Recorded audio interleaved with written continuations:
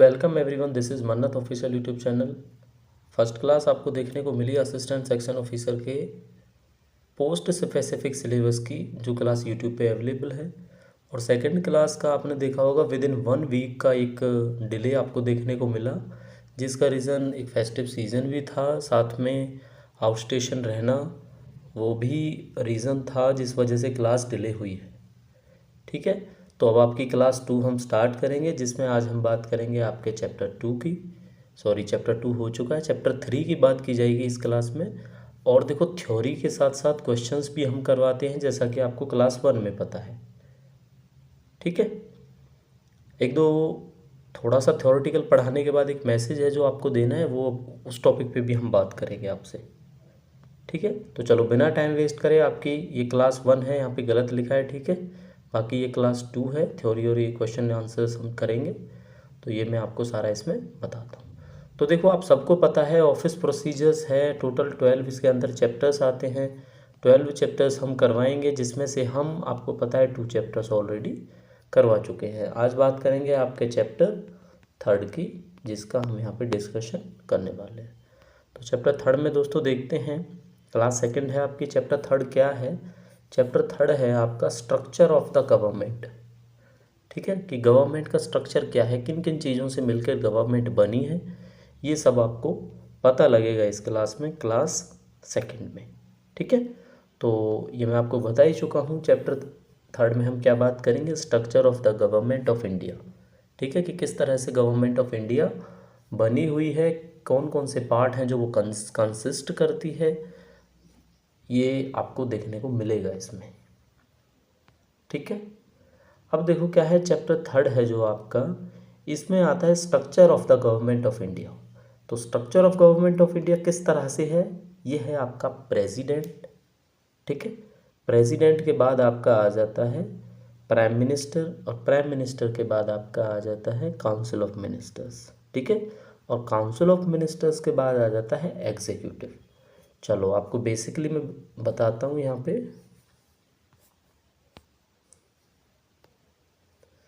ये देखो, आपको बेसिकली बताऊंगा मैं कि स्ट्रक्चर ऑफ गवर्नमेंट में जो आपका प्रेसिडेंट है, वो देखो एग्जीक्यूटिव का हेड होता है, और प्राइम मिनिस्टर है वो जितने भी मिनिस्टर्स होते हैं उनका हेड होता है, और काउंसिल ऑफ जो मिनिस्टर्स हैं वो मिनिस्ट्रीज उनके हेड होते हैं। जैसे मिनिस्ट्री कौन सा, अब आपका जो नेटर है वो कौन सी मिनिस्ट्री के अंडर है, आपको पता होना चाहिए, वो है आपकी मिनिस्ट्री ऑफ एजुकेशन। ठीक है, एजुकेशन के अंडर आता है नेटर। हेल्थ मिनिस्ट्रीज़ है तो उनमें मिनिस्टर ऑफ स्टेट्स हैं, डेप्यूटी मिनिस्टर्स हैं, कैबिनेट मिनिस्टर्स हैं, ये सब के सब आपके क्या हैं? सब के सब आपके काउंसिल ऑफ मिनिस्टर्स हैं। अब काउंसिल ऑफ मिनिस्टर्स के बाद एग्जैक्टली क्या होता है? देखो, कोई मिनिस्टर अगर एजुकेशन का है तो इसका मतलब ये थोड़ी है कि वो सारे के सारे एजुकेशन के वर्क वो ही करते हैं, वो नहीं करते हैं। एग्जीक्यूटिवली कौन करता है? उन्हें सेक्रेटरी या सबऑर्डिनेट फंक्शनरीज करते हैं। सबऑर्डिनेट फंक्शनरीज कौन कौन? जैसे आप लोग एएसओ हो, एलडीसी है, यूडीसी है, सेक्रेटरी है, डिप्टी सेक्रेटरी है, ये सब इस चीज़ों को आपका एग्जीक्यूट कराते हैं। तो ये हायरार्की आपको समझ में आई होगी। पहले प्रेसिडेंट होगा, फिर prime minister head of the council of ministers होगा, फिर काउंसिल ऑफ मिनिस्टर्स में आपके कैबिनेट मिनिस्टर्स आते हैं, मिनिस्टर ऑफ स्टेट आता है, एंड डेप्यूटी मिनिस्टर्स आता है। एग्जीक्यूटिव के बाद जो काउंसिल ऑफ मिनिस्टर्स के बाद कौन आता है? वो आपके एग्जीक्यूटिव आते हैं, जो एक्चुअल में काम करते हैं, दैट इज़ एग्जीक्यूटिव। उसमें आपके सेक्रेटरीज, और सेक्रेटरीज के अंडर जितनी भी पोस्ट हैं सारी की सारी वही। ठीक है, आप भी देखते होंगे बहुत सारे डिपार्टमेंट हैं जिनमें सेक्रेटरीज जो होंगे वो आईएएस ऑफिसर्स होते हैं, है ना। तो इस तरह से जैसे डायरेक्टर्स होते हैं आईएएस ऑफिसर्स होते हैं, तो ये आईएएस ऑफिसर्स क्या है? इनके अंडर सारी की सारी मिनिस्ट्री काम करती है, इसीलिए इनको एग्जीक्यूटिव बोला जाता है। ठीक है, तो I hope structure of the government का बेसिक प्रिंसिपल आपको समझ आ गया होगा। अच्छा, एक मैसेज देना था आपको, मैं बताता हूँ। देखो,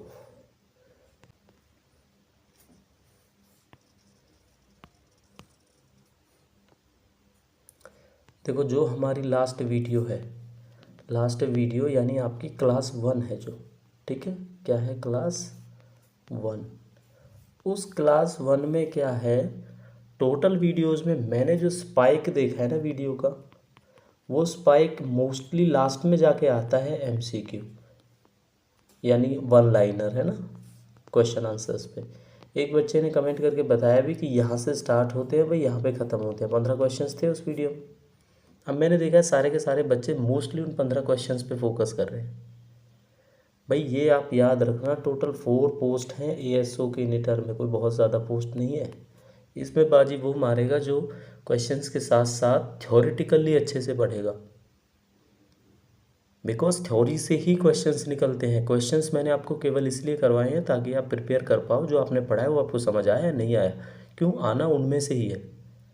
तो देखो ये अब आप पे डिपेंड करेगा, ये मुझे कमेंट करके बता देना आपको। अगर केवल क्वेश्चन आंसर चाहिए तो ये थ्योरी वाला झमेला हम ख़त्म कर देंगे, ठीक है ना। पोस्ट स्पेसिफिक सिलेबस कोई नहीं पढ़ाएगा आपको नेटर के बारे में, पोस्ट स्पेसिफिक सिलेबस की थ्योरी।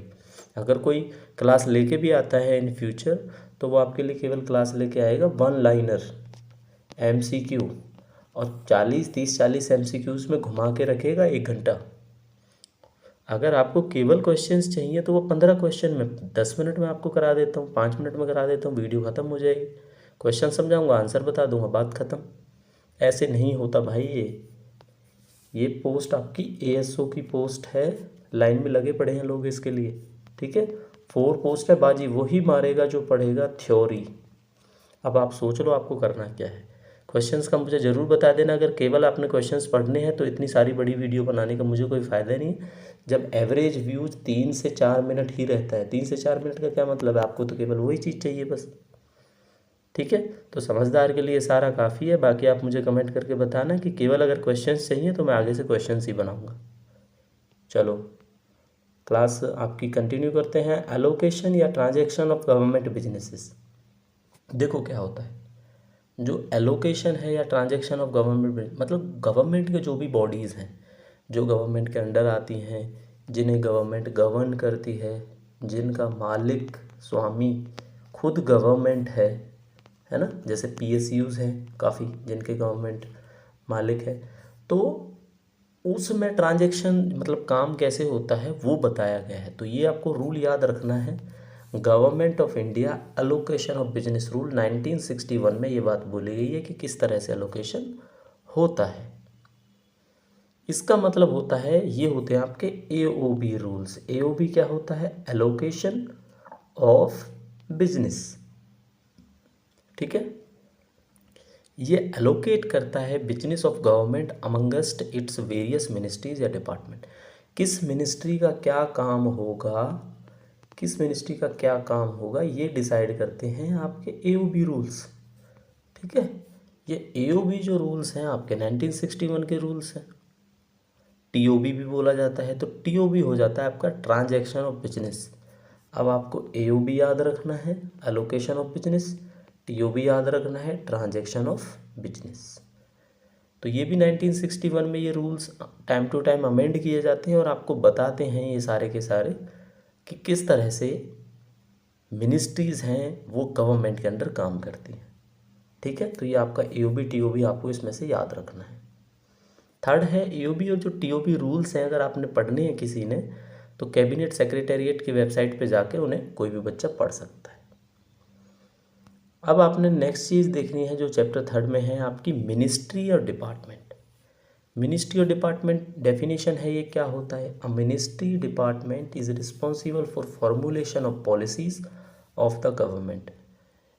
कोई मिनिस्ट्री होगी, गवर्नमेंट की कोई पॉलिसी है। अब गवर्नमेंट देखो, अगर हेल्थ की कोई पॉलिसी बनाती है तो आपको पता है हेल्थ मिनिस्ट्री के अंडर आ जाएगा। हाउसिंग की कोई पॉलिसी बनती है तो मिनिस्ट्री ऑफ हाउसिंग अफेयर्स में आ जाएगा। वाटर की बननी है तो वाटर एंड सैनिटेशन के अंडर आ जाएगा। तो इस तरह से मिनिस्ट्री और डिपार्टमेंट का मतलब हुआ कि जो फॉर्मेशन ऑफ पॉलिसीज़ है ऑफ द गवर्नमेंट उसके लिए रिस्पॉन्सिबल होती है, ठीक है। और इन पॉलिसीज़ को लागू करना, एग्जीक्यूशन होता है लागू, मॉनिटरिंग होता है उनकी मतलब मॉनिटरिंग का मतलब मॉनिटर करना, मतलब उनकी प्रोसेस को देखते रहना कि किस तरह से वो काम कर रहे हैं। और रिव्यू, जो भी रिव्यू रहता है या फीडबैक रहता है उस पर काम करना, ये सारा का सारा मिनिस्ट्री और इनके अंडर काम आ जाता है। मिनिस्ट्री ऑफ डिपार्टमेंट्स में मैं आपको पढ़ाऊँगा अब अटैच्ड ऑफिसेज क्या होते हैं। तो ये ऑफिसेज कौन से होते हैं, जो बड़ी मिनिस्ट्री से जुड़े होते हैं, simple.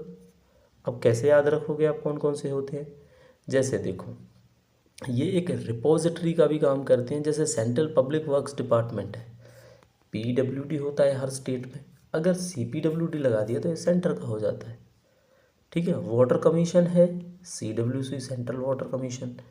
Director general of foreign trade and labour institutes, ये क्या है, ये इंफॉर्मेशन की रेपोजिटरीज हैं जो अटैच्ड हैं सेंट्रल गवर्नमेंट के साथ में, और इम्प्लीमेंटेशन ऑफ पॉलिसी जो होती हैं वो किसके थ्रू होती हैं, अटैच्ड ऑफिस के थ्रू होती हैं, ठीक है। अब जैसे मिनिस्ट्री ऑफ हाउसिंग अफेयर्स है, वो किसके साथ मिलके बनाएगी भाई, सीपीडब्ल्यूडी को बोलेंगे कि आप यहाँ पे ये चीज़ बनाओ। रोड एंड ट्रांसपोर्ट मिनिस्ट्री है, वो सीपीडब्ल्यूडी से कराते हैं ये काम। तो ये आपके अटैच्ड ऑफिस होते हैं। अच्छा, सबऑर्डिनेट ऑफिस कौन से होते हैं, जो एजेंसीज रिस्पॉन्सिबल है ना आपकी, पॉलिसी गवर्नमेंट ने बनाई, अब उसका डिटेल्ड जो एग्जीक्यूशन है ना, काम करेगा जो डिटेल्ड, वो सबऑर्डिनेट ऑफिस करता है। और सबऑर्डिनेट ऑफिस अटैच्ड ऑफिस के साथ में काम करता है। मतलब सबसे पहले क्या होगा, गवर्नमेंट की बात आएगी मिनिस्ट्री से अटैच्ड ऑफिस को बोला जाएगा, अटैच ऑफिस के अंडर ये सबऑर्डिनेट ऑफिस है एक्चुअल में जो काम करेंगे, ठीक है। जैसे सर्विस सेंटर हो गए ना सीपीडब्ल्यूडी के, अब सीपीडब्ल्यूडी तो अटैच्ड ऑफिस है, बट सेंटर है जो इनका वो क्या है, वो सबऑर्डिनेट है। सीएचएस ये होता है जो सेंट्रल गवर्नमेंट हेल्थ स्कीम है, इनकी डिस्पेंसरीज हैं, वो सबऑर्डिनेट ऑफिस हैं, ठीक है। तो ये आपको याद रखना है कि अटैच्ड ऑफिस कौन सा होता है और सबऑर्डिनेट ऑफिस कौन सा होता है। चलो नेक्स्ट बात बताएंगे आपको इसी चैप्टर में हम कॉन्स्टिट्यूशनल बॉडीज़ के बारे में।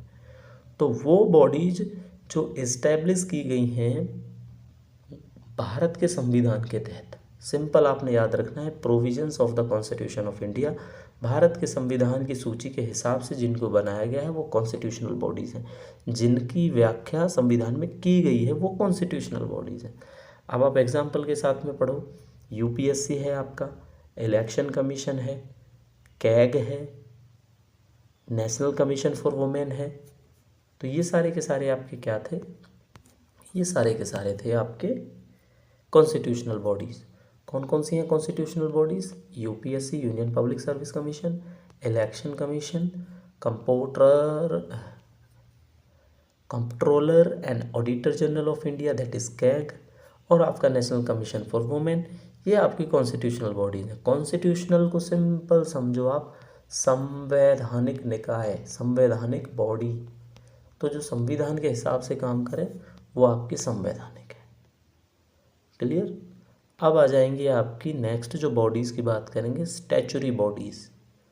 अब भाई वो तो पता लगे आपको कॉन्स्टिट्यूशनल, अब स्टैचुरीज़ क्या होती हैं, जो एक्ट ऑफ द पार्लियामेंट से बनाई गई है, मतलब जिनको संसद ने बनाया है, संविधान में मेंशन्ड नहीं है वो, लेकिन उन्हें संसद ने बनाया है।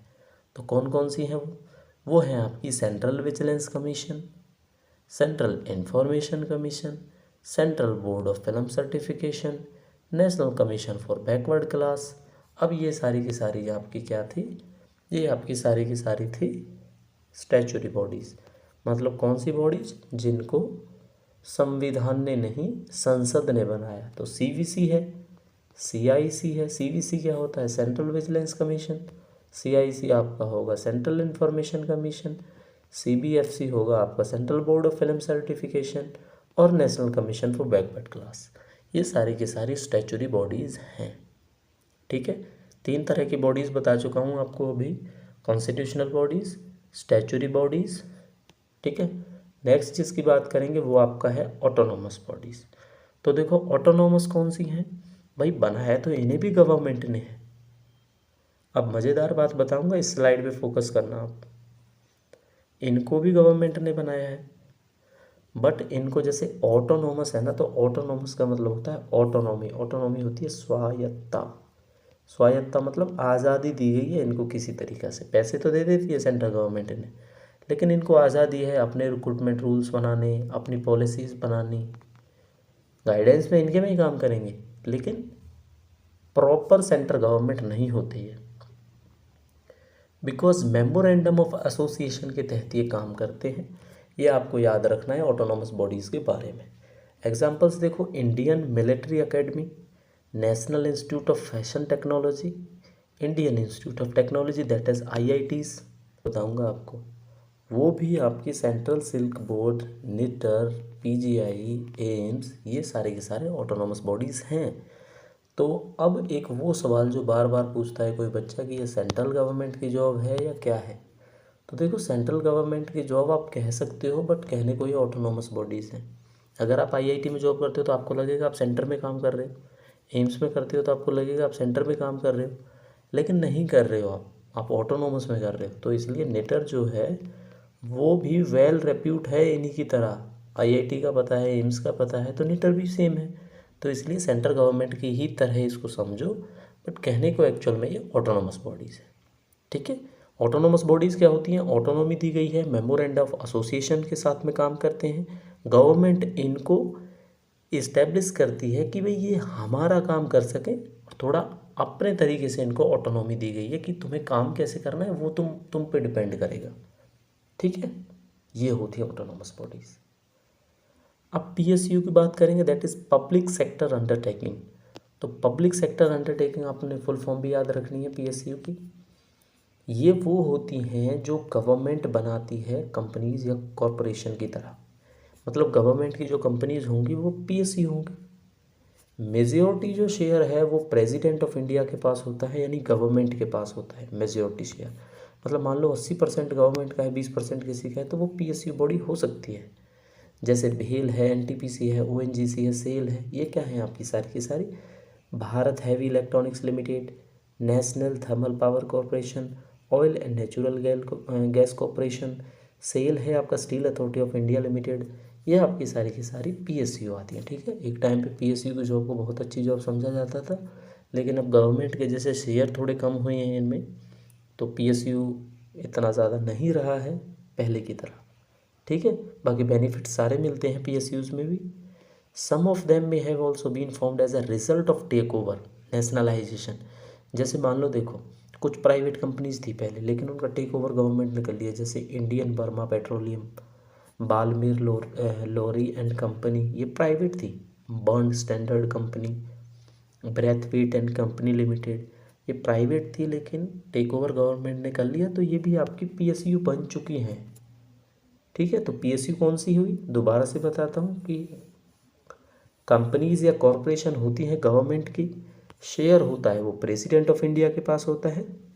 मेनली एग्जांपल्स भेल, गेल, सेल, NTPC, ये आपके एग्जांपल्स होते हैं। ठीक है, अगर अभी तक आपको समझ में आता है कि हम क्या पढ़ा रहे हैं, क्या आप पढ़ रहे हो, तो प्लीज़ वीडियो को लाइक कर देना।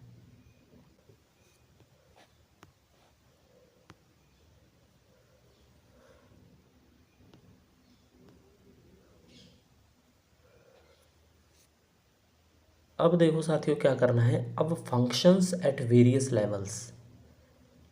मतलब क्या है, हमने आपको गवर्नमेंट के बारे में बताया, गवर्नमेंट के इंस्टीट्यूशंस बॉडीज़ के बारे में बताया कि सेंटर कौन सी, ऑटोनॉमस कौन सी, स्टैचुरी कौन सी, ये आपको सब समझ आया। PSU क्या चीज़ है।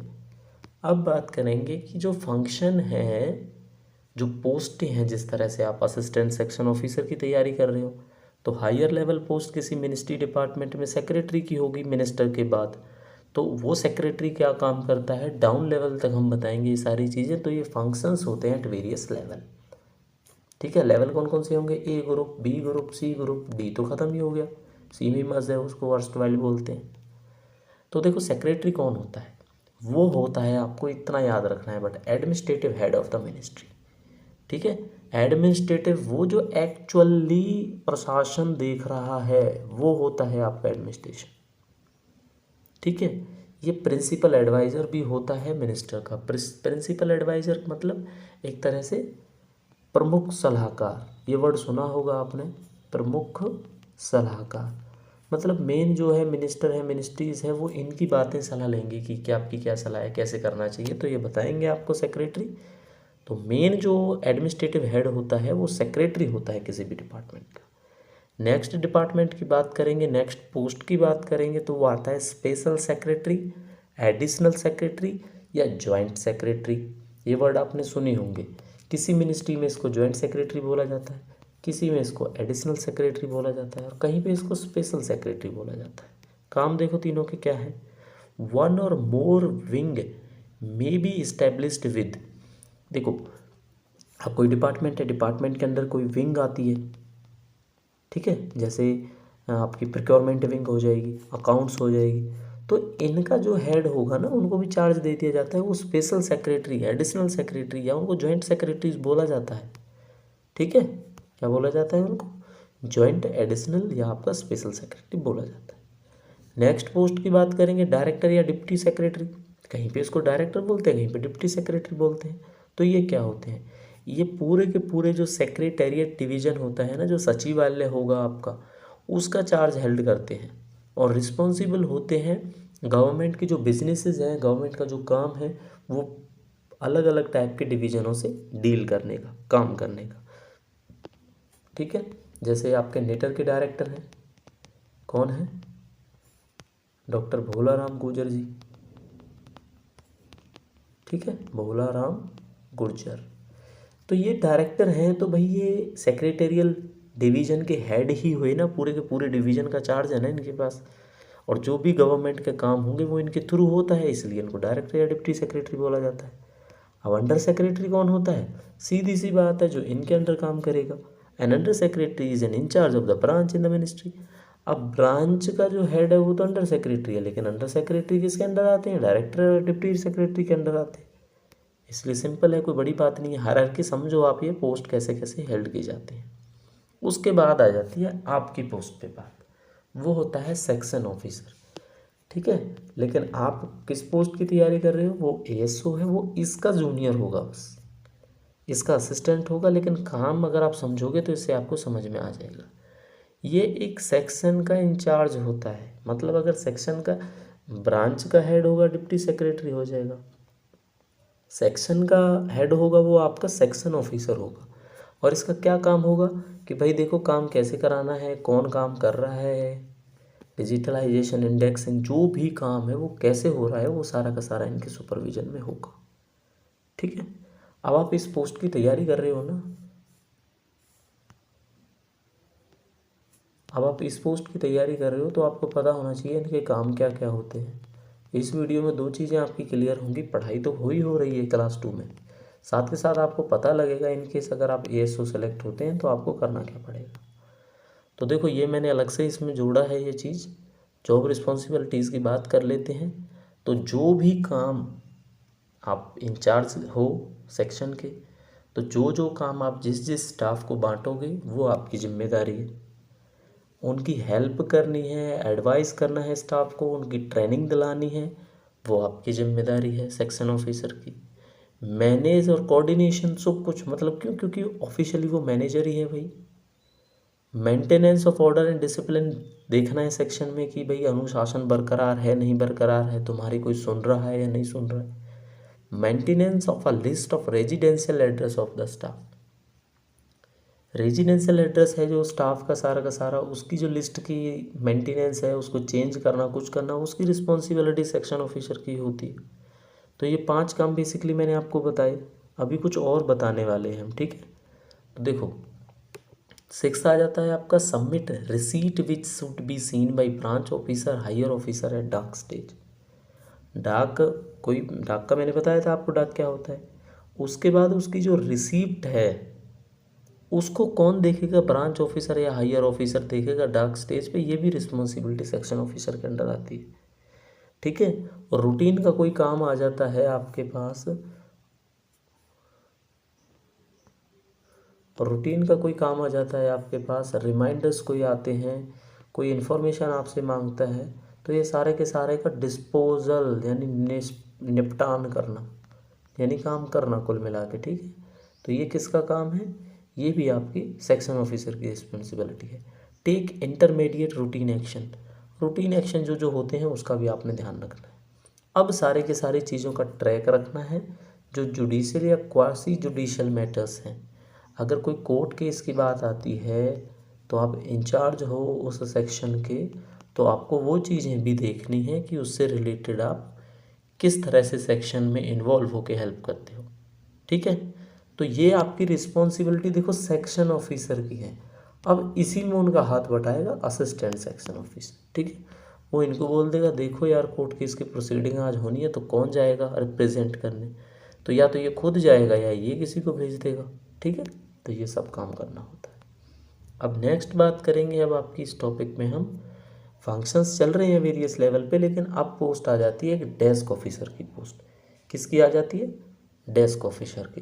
देखो वीडियो देखते देखते बोर मत होना, कॉपी पेन लेके आप पढ़ो, अच्छे से समझ आएगा आपको। अटेंटेटिवली होकर थ्योरी की क्लास जो बच्चे देखते हैं उनको ऑब्वियसली हेल्प मिलेगी इस एग्ज़ाम में। तो लाइक ज़रूर कर देना, शेयर कर देना दोस्तों के साथ। डेस्क ऑफिसर क्या होता है?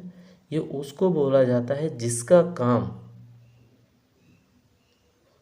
जो भी मिनिस्ट्री या डिपार्टमेंट ने दिए हैं उसका वो हेड है।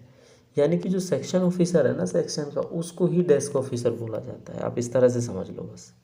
ठीक है, डेस्क ऑफिसर कौन हो गया? एक सेक्शन ऑफिसर ही हो गया। डीलिंग हेड किसको बोलते हैं?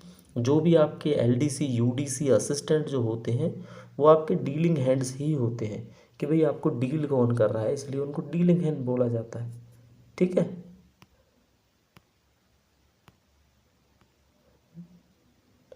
अब एक बड़ी पोस्ट निकल के आती है इस सब चीज़ से रिलेटेड, पीपीएस, पीएस और पीए, और इनसे छोटा आता है स्टेनो।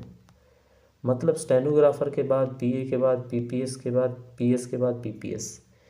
पीपीएस क्या होता है? Principal private secretary. पीएस होता है आपका प्राइवेट सेक्रेटरी और पीए होता है आपका पर्सनल असिस्टेंट, और बाकी स्टेनोग्राफर आप सबको पता है। इनके काम क्या है? तो सबसे ज़रूरी काम जिसके लिए लिए जाते हैं इनका काम है शॉर्ट हैंड डिक्टेट करना। डिक्टेट करने के बाद उसको ट्रांसक्राइब भी करना। भाई उन्होंने तो बोल के चले गए वो स्पीच दे के आपके बॉस, अब आपको क्या है पेपर पे लेके आना है, उसको टाइप करना है, तो वो आपको ट्रांसक्राइब करना है कि वो बोल के क्या गए वो आप टाइप कर दोगे। आपने शॉर्ट हैंड में तो नोट कर ही लिया उसको। मैनेज करनी है अपॉइंटमेंट्स और इंगेजमेंट।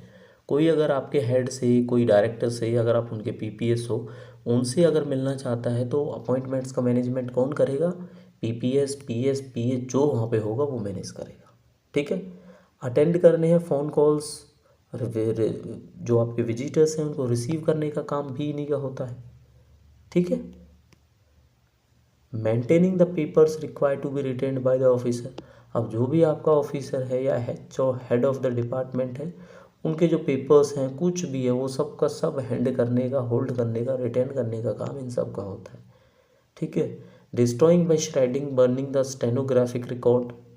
अब जो आपका स्टेनोग्राफिक रिकॉर्ड है, कॉन्फिडेंशियल सीक्रेट लेटर्स हैं, इन सब चीज़ को डिस्ट्रॉय करने का काम भी इन्हीं का होता है। ठीक है, और असिस्ट करना है ऑफिसर को इन ए सच ए मैनर एज शी और ही मे डायरेक्ट। जैसे वो बोलता है उनको डायरेक्ट करने में, उनको समझाने में, निर्देशन में आपने हेल्प करनी है। ये पीपीएस का और पीएस का काम होता है। ठीक है, अब देखो नेक्स्ट बात करेंगे आपसे हम डेस्क ऑफिसर के बारे में। ये वही है जो मैं आपको अभी बता चुका हूँ, डेस्क ऑफिसर। डीलिंग हेड हम बता ही चुके हैं आपको। ठीक है, अच्छा अब बतानी है आपको बिल्कुल लो लेवल की बात, दैट इज़ एलडीसी और आपका एमटीएस। ये क्या होते हैं अब देखना। एमटीएस जो पहले लगे हैं बच्चे उनको एक्चुअल में पता लगेगा वो अब क्या कर रहे हैं। तो रजिस्ट्रेशन ऑफ डाक का काम एलडीसी भी कर सकता है, एमटीएस भी करता है। जहाँ पे एलडीसी शॉर्टेज है, क्लर्क की शॉर्टेज है जहाँ पे, वहाँ पे एमटीएस को ये काम दिया जाता है। Maintenance of section diary, file movement register का काम करना, टाइपिंग, फोटोकॉपी, फैक्स, ईमेल, ये सब काम करना। Performing the task of dealing hand का भी काम करता है भाई एमटीएस या एलडीसी, और एनी अदर ऑफिशियल वर्क जो इनको दिया जाता है। अब देखो एक्चुअल में क्या होता है, जहाँ पे ये स्टाफ सफिशेंट है या ये स्टाफ सफिशेंट है तो कुछ काम ऐसे हैं जो इनको नहीं करने पड़ते। अब जैसे मान लो क्लर्क अगर सफिशेंट हो तो मल्टीटास्किंग पता है क्या काम करेगा आपका? फाइल मूवमेंट रजिस्टर इनको मेंटेन कर देगा, फ़ोटोकॉपीज़ वगैरह है वो ये कर देगा। बाकी डीलिंग हैंड का जो काम है, section diary, file movement register या रजिस्ट्रेशन ऑफ डाक, ये काम कौन करेगा? ये एलडीसी करेगा अगर वहाँ पे प्रॉपर है तो। अगर नहीं है वहाँ पे एलडीसी तो ये आपका सारा का सारा काम एमटीएस देखता है। तो कुछ बच्चे होंगे जो रजिस्ट्रेशन ऑफ डाक का काम कर रहे होंगे निटर में आज की डेट में, कुछ बच्चे होंगे जो डीलिंग हैंड का भी काम कर रहे होंगे, कुछ बच्चे होंगे जो टाइपिंग का, फोटोकॉपी का, इस तरह का काम कर रहे होंगे, कुछ होंगे जो डायरी डिस्पैच का काम देख रहे होंगे, फाइल मूवमेंट रजिस्टर का देख रहे होंगे। ठीक है, तो इतनी भी बेकार जॉब नहीं थी एमटीएस की, काफ़ी बच्चों ने प्रिपेयर किया, सिलेक्शन मिली उन्हें। तो चलो ये क्लास आपकी एएसओ के लिए है। ठीक है, नेक्स्ट देखो। तो साथियों इस वीडियो में आपको इतना ही देखने को मिलेगा। क्लास 2 थी। आई थिंक थ्योरी को जिस तरीके से हमने समझाया आप समझ पा रहे होंगे, और हमें फॉलो करते हैं तो ऐसे ही आपको क्लासें देखने को मिलती रहेंगी। अब आपके माइंड में सबसे बड़ा सवाल आया कि सर क्वेश्चन आंसर की तो बात ही नहीं की आपने। तो देखो क्लास 3 ये बहुत ज़्यादा बड़ी हो जाती है अगर इसमें क्वेश्चन आंसर की हम बात करते तो आप क्या करो, इस क्लास को और इससे पहले वाली क्लास को अच्छे से पढ़ो। तो नेक्स्ट पार्ट होगा जो इस चैप्टर 3 का क्वेश्चन आंसर्स का आपको देखने को मिल जाएगा, वो जल्द ही नेक्स्ट क्लास में हम आपको पढ़ाएंगे। ठीक है, और वो नेक्स्ट क्लास अब डिले इतना नहीं होने वाला, एक regular interval of period of times में हम वो क्लास लेके आते रहेंगे। तो अपने साथियों से, दोस्तों से चैनल को सब्सक्राइब करो और करवाओ अगर आपने प्रिपरेशन करनी है एएसओ और एसएससी एग्ज़ाम। ठीक है, बाकी ऑनलाइन एप्लीकेशन अवेलेबल है, 18 तारीख की लास्ट डेट है, आप उससे पहले अप्लाई कर सकते हैं। कोई आपको डाउट लगता है तो आप कमेंट करके हमसे पूछ सकते हैं। हमारी वीडियोस अवेलेबल हैं कि किस तरह से आपको फॉर्म फिल करना है। तो मिलते हैं साथियों आपसे नेक्स्ट वीडियो में, तब तक के लिए thank you and see you soon.